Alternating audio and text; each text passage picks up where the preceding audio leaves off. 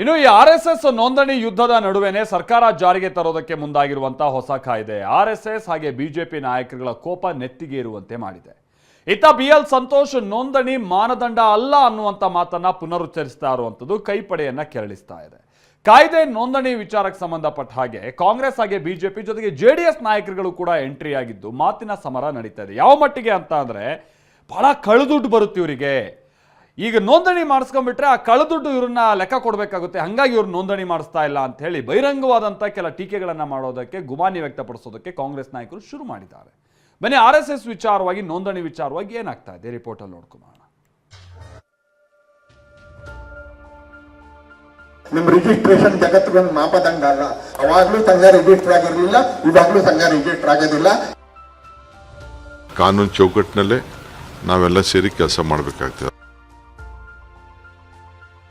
ಮತ್ತೆ ಇವ್ರಿಗೆ ಬರುವಂತ ದುಡ್ಡು ಅಂತ ತೋರಿಸ್ಬೇಕಾಗತ್ತಲ್ಲ. ಈಗ ರಿಜಿಸ್ಟ್ರೇಷನ್ ಮಾಡಿದ್ರೆ ಕಳ್ಳ ದುಡ್ಡು ಬರುತ್ತೆ ಇವ್ರಿಗೆ. ನಿಮಗೆ ಬರ್ತಾ ಇದೆಯಲ್ಲ, ಎಲ್ಲಿಂದ ಬರ್ತಾ ಇದೆ ದುಡ್ಡು? ಇವತ್ತೇನು ಬೆವರು ಸೋರಿಸಿ ಸಂಪಾದನೆ ಮಾಡ್ತಾ ಇದ್ದೀರಾ?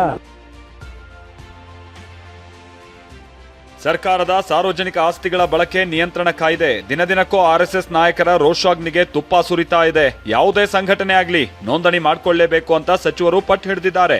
ಆದರೆ ಕೇಸರಿ ಪಡೆ ಮಾತ್ರ ಸರ್ಕಾರದ ನಿರ್ಧಾರಕ್ಕೆ ಮೂಗು ಮುರಿತಾ ಇದೆ. ಹೀಗಿರುವಾಗ ಬಿಜೆಪಿ ರಾಷ್ಟ್ರೀಯ ಸಂಘಟನಾ ಕಾರ್ಯದರ್ಶಿ BL ಸಂತೋಷ್ ಕೂಡ RSS ಸಂಘವನ್ನ ರಿಜಿಸ್ಟರ್ ಮಾಡಲ್ಲ, ನೋಂದಣಿ ಮಾನದಂಡ ಅಲ್ಲ ಅಂತ ಕಡ್ಡಿ ಮುರಿದಂಗೆ ಮಾತನಾಡಿದ್ದರು. ನಿಮ್ ರಿಜಿಸ್ಟ್ರೇಷನ್ ಜಗತ್ತಿಗೊಂದು ಮಾಪದಂಡ ಅಲ್ಲ.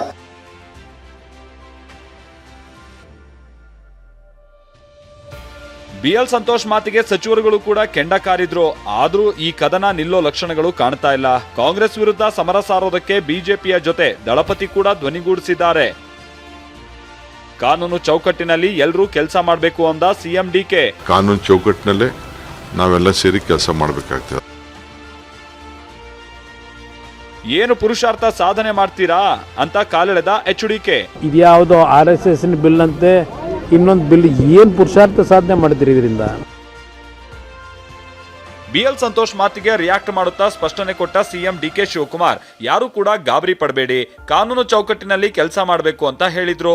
DK ಮಾತಿಗೆ ತಿರುಗೇಟು ಕೊಟ್ಟ ಕೇಂದ್ರ ಸಚಿವ ಕುಮಾರಸ್ವಾಮಿ, ಏನು ಪುರುಷಾರ್ಥ ಸಾಧನೆ ಮಾಡ್ತೀರಾ ಅಂತ ಖಾರವಾಗಿ ಕುಟುಕಿದ್ದಾರೆ. ಪರಮೇಶ್ವರ್ ಮಾತನಾಡಿ, ನಮಗಾಗೇ ಮಾಡಿದ್ದಾರೆ ಅಂತ ಯಾಕಂತ್ಕೊಳ್ಬೇಕು ಅಂತ ಹೇಳಿದ್ರು.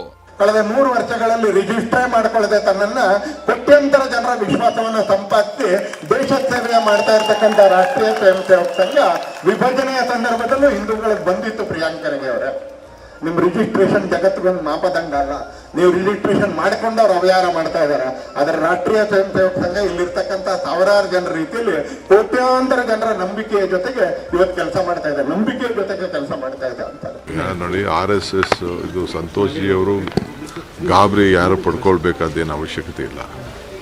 ನಾವು ಯಾರ ಮೇಲೂ ಯಾರಿಗೋಸ್ಕರನೂ ಯಾರನ್ನ ಇಟ್ಕೊಂಡು ನಾವು ಅದನ್ನು ಮೊದಲಿಂದನೂ ಅದು ಬಂದಿತ್ತು. ನಾವು ಯಾರಿಗೂ ಮನಸ್ಸು ನೋಯಿಸೋಕ್ಕೆ ನಮ್ಗೆ ಇಷ್ಟ ಇಲ್ಲ.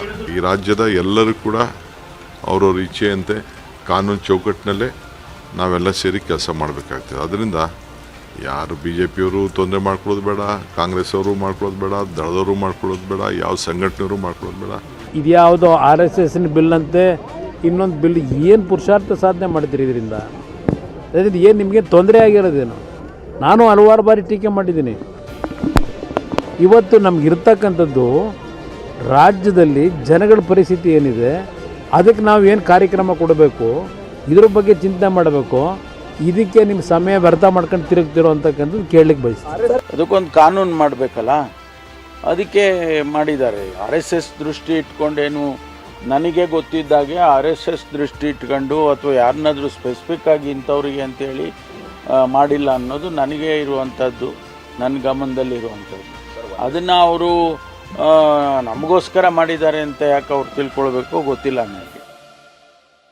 ಕಳ್ಳ ದುಡ್ಡು ಬರ್ತಿದೆ ಎಂದ ಕಾಶಪ್ಪನವರಿಗೆ HDK ತಿರುಗೇಟು. ಸಂಘಟನೆಯನ್ನ ನೋಂದಣಿ ಮಾಡಲ್ಲ ಅಂತ ಸಂತೋಷ್ ಹೇಳಿದ್ದಕ್ಕೆ ಸಚಿವರು ಕೆಂಡ ಕಾರ್ತಿದ್ದಾರೆ. ನಿನ್ನೆಯಷ್ಟೇ ಹೊಸ ಬಾಂಬ್ ಸಿಡಿಸಿದ ವಿಜಯಾನಂದ ಕಾಶಪ್ಪನವರ್ RSSಗೆ ಕಳ್ಳ ದುಡ್ಡು ಬರ್ತಿದೆ ಅಂತ ಹೇಳಿದ್ದರು. ಈ ಮಾತಿಗೂ ಕಿಡಿಕಾರಿರುವ ಕುಮಾರಸ್ವಾಮಿ, ನಿಮಗೆಲ್ಲಿಂದ ಹಣ ಬರ್ತಾ ಇದೆ, ಬೆವರು ಸುರಿಸಿ ಸಂಪಾದನೆ ಮಾಡ್ತಿದ್ದೀರಾ ಅಂತ ಲೇವಡಿ ಮಾಡಿದ್ದಾರೆ. ಮತ್ತೆ ಇವ್ರಿಗೆ ಬರುವಂತ ದುಡ್ಡು RSSಕ್ಕೆ ಅಂತ ತೋರಿಸ್ಬೇಕಾಗತ್ತಲ್ಲ. ಈಗ ರಿಜಿಸ್ಟ್ರೇಷನ್ ಮಾಡಿದ್ರೆ ಕಳ್ಳ ದುಡ್ಡು ಬರುತ್ತೆ ಇವ್ರಿಗೆ. ಮತ್ತು ಇಷ್ಟು ದುಡ್ಡು ಎಲ್ಲಿಂದ ಬಂತು ಇವ್ರಿಗೆ? ಭಾರತೀಯ ಜನತಾ ಪಕ್ಷದವ್ರಿಗೆ ಇಷ್ಟೊಂದು ಎಸ್ಟಾಬ್ಲಿಷ್ ಆಡೋಕ್ಕೆ ಕೇವಲ 12 ವರ್ಷ. ನಾವು 70 ವರ್ಷ ಸ್ವಾತಂತ್ರ್ಯ ಪೂರ್ವದಲ್ಲೇ ನಮ್ಮ ಪಕ್ಷ ಈ ಸ್ವಾತಂತ್ರ್ಯಕ್ಕಾಗಿ ಹೋರಾಟ ಮಾಡಿದಂಥ ಪಕ್ಷ. ನಾವು ನಮ್ಮ ಪರಿಸ್ಥಿತಿ ನೋಡ್ರಿ, ಭಾರತೀಯ ಜನತಾ ಪಕ್ಷದವರ ಪರಿಸ್ಥಿತಿ ನೋಡ್ರಿ ಹೇಗಿದ್ದಾರೆ. ಅಯ್ಯೋ, ನಿಮ್ಗೆ ಎಲ್ಲಿಂದ ಬರ್ತಾ ಇದೆ? ನಿಮಗೆ ಬರ್ತಾ ಇದೆಯಲ್ಲ, ಎಲ್ಲಿಂದ ಬರ್ತಾ ಇದೆ ದುಡ್ಡು? ಏನು ಸಂಪಾದನೆ ಮಾಡಿ ಕಷ್ಟಪಟ್ಟು ದುಡಿಮೆ ಮಾಡಿ ಇವತ್ತೇನು ಬೆವರು ಸುರಿಸಿ ಸಂಪಾದನೆ ಮಾಡ್ತಾ ಇದ್ದೀರಾ? RSS ನಿಂದ ಏನ್ ತಪ್ಪಾಗಿದೆ ಹೇಳಿ ಎಂದ ವಿಜಯೇಂದ್ರ. ನೋಂದಣಿ ಮಾಡಿಸಿದ್ರೆ ತಪ್ಪೇನು ಅಂತ ಬಾಲಕೃಷ್ಣ ಪ್ರಶ್ನೆ. ಸರ್ಕಾರದ ನಿಲುವಿಗೆ ಪಂಚ್ ಕೊಟ್ಟಿರುವಂತ ವಿಜಯೇಂದ್ರ RSS ನಿಂದ ಏನ್ ತಪ್ಪಾಗಿದೆ ಹೇಳಿ ಅಂತ ಆಕ್ರೋಶ ವ್ಯಕ್ತಪಡಿಸಿದ್ರು. ಇತ್ತ HC ಬಾಲಕೃಷ್ಣ ನೋಂದಣಿ ಮಾಡಿಸಿದ್ರೆ ಏನ್ ತಪ್ಪು ಅಂತ ಮರು ಪ್ರಶ್ನೆ ಮಾಡಿದ್ದಾರೆ. ಪ್ರಿಯಾಂಕಾ ಖರ್ಗೆ ಅವರು ಪದೇ ಪದೇ RSS ಬಗ್ಗೆ ಇವತ್ತು ಚರ್ಚೆ ಮಾಡ್ತಾ ಇದ್ದಾರೆ. ಏನಂತದ್ ಕಂಡಿಡ್ದಿದ್ದೀರಿ ನೀವು? ಏನಿವತ್ತು ಕಾನೂನು ಬಾಹಿರ ಅಥವಾ ಇಲ್ಲಿಗಲ್ ಆಕ್ಟಿವಿಟಿ ಏನಾಗಿದೆ RSS ಕಡೆಯಿಂದ? ಇದ್ರ ಬಗ್ಗೆ ಮಾತಾಡ್ದೇನೆ ಇವತ್ತು ರಿಜಿಸ್ಟ್ರೇಷನ್ ಆಗಿಲ್ಲ ಅಂತೇಳಿ ಒಂದೇ ನೆಪ ಹಿಡ್ಕೊಂಡು ಮಾಡೋದಕ್ಕೆ ನೂರಾರು ಕೆಲಸ ಇದೆ ಗೃಹ ಸಚಿವರಿಗೆ, ರಾಜ್ಯದ ಗೃಹ ಸಚಿವರಿಗೆ. ಅದನ್ನು ಮಾಡೋದು ಬಿಟ್ಟು ಈ ರೀತಿ ಕಾಲಹರಣವನ್ನು ಮಾಡ್ತಾ ಇದ್ದಾರೆ. ಈಗ ರಿಜಿಸ್ಟರ್ ಮಾಡ್ಕೊಳ್ಳೋದ್ರಿಂದ ಆಗ್ತಕ್ಕಂಥ ಅನಾಹುತ ಏನು? ಈಗ ಅನಾಹುತ ಏನು ಮಾಡಿಸ್ಕೊಂಡ್ರೆ ನೀವು ಹಂಗಾದ್ರೆ RSS ನವ್ರು ಏನಾದ್ರೂ ನೀವು ಮಾಡಿಸ್ಕೊಡ್ಲಿಲ್ಲ ಅಂತಂದ್ರೆ ಅಲ್ಲೇನೋ ಇಲ್ಲಿಗಲ್ ಆಕ್ಟಿವಿಟೀಸ್ ನಡೀಬಹುದು ಅಂತಕ್ಕಂಥ ಅನುಮಾನ ಸಾರ್ವಜನಿಕವಾಗಿ ಮೂಡ್ತದೆ ಎಲ್ರಿಗೂ. ನಾನು ಇಲ್ಲಿಗಲ್ ಆಕ್ಟಿವಿಟೀಸ್ ಮಾಡಿದ್ರೆ ನಾನು ಎದುರ್ಕೋಬೇಕು ರಿಜಿಸ್ಟರ್ ಮಾಡಿಸ್ಕೊಳ್ಳೋಕೆ. ನಾನು ಲೀಗಲ್ ಆಗಿದ್ರೆ ಯಾಕೆ ಎದುರ್ಕೋಬೇಕು ರಿಜಿಸ್ಟರ್ ಮಾಡಿಸ್ಕೊಳ್ಳೋಕೆ? ಭಾರತ್ ಜೋಡೋ ಯಾರಪ್ಪನ ಮನೆಯದ್ದು ಎಂದ HDK. ಈ ವಾಕ್ಸಮರಗಳ ನಡುವೆ ಕಾಂಗ್ರೆಸ್ನ ಭಾರತ್ ಜೋಡೋ ಎಳೆದು ತಂದ HDK ಇದು ಯಾರಪ್ಪನ ಮನೆಯದ್ದು, ರೌಡಿಸಂ ಬೆಳೆಸೋಕೆ ಯುವಕರನ್ನ ಸಂಘಟನೆ ಮಾಡ್ತಿದ್ದಾರೆ ಅಂತ ಗರಂ ಆಗಿದ್ದಾರೆ. ಯಾರಪ್ಪನ ಮನೆಯದು ಭಾರತ್ ಜೋಡೋ? ಯಾರವರು?